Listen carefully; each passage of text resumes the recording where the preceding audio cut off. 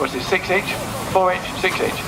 So this is half size. Yeah, I know. Don't forget, it's half width, half height, and half length. So it goes in a quarter of the space.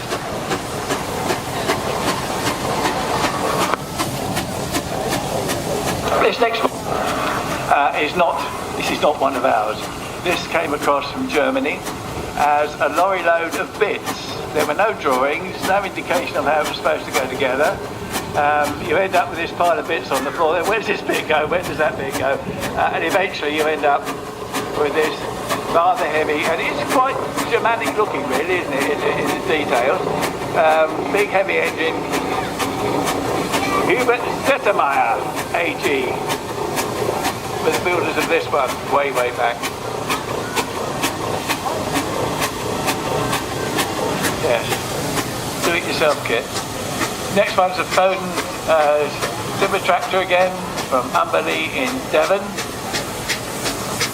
I'm not quite sure about Devon and Cornwall. I was standing on the banks of the Tamar, it's about 50 feet wide at that point, and I was standing there with a chap from Cornwall. He said, "I remember that side, 'tis Cornwall, this side, 'tis England." Yeah, so when you do your cream tea and you're putting the cream and the butter on, do one either way, one with the butter on first and one with the cream on first. You don't want to start an international instability. Anyway, another one of the timber tractors, again got the winch underneath. As I say, some people would put another winch on the top. You could also take the tow rope out the front. There's a set of sheaves on the front axle to allow you to do that. Another one of the barrels from Thetford on Walker's machine. Mr. Walker, sir. And yeah, there's the thing. On the side there's a can, 1 gallon can. It's cylinder oil.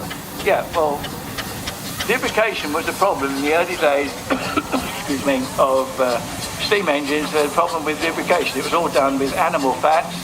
And certainly when they started doing the superheated engines going across the Atlantic in ships, they thought they'd have a look in the cylinder and see what's going on when they got to New York. They found that sloshing about in the bottom of the cylinder was this sort of metallic soup. Yeah, perhaps we better not do that on the way back. There won't be an engine left. They had to wait until mineral oil was discovered in America and the chemists come up with a way of lubricating cylinders at high pressure. This one also today it's just come off the showground somewhere, off the stand. This is a central undertype. There's a 4-cylinder engine under there, horizontal 4 cylinders, single acting, driving to a rear axle in exactly the same way you would with a modern lorry. In fact, if you think about the 1960s, they had some 2-stroke diesel buses with engine that was not that dissimilar from one of those, and those particular engines have an absolutely enormous set of main bearings in them, and they'll sort of run forever. 70 miles an hour is not unheard of with one of those in top gear. They really will get a move on.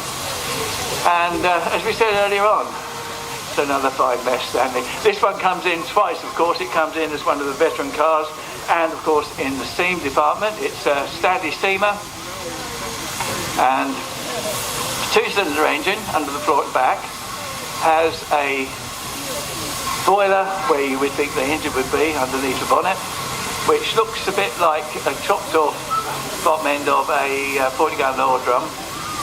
Got a burner in there, will produce about 1 million BTUs an hour. That's about 3 times your domestic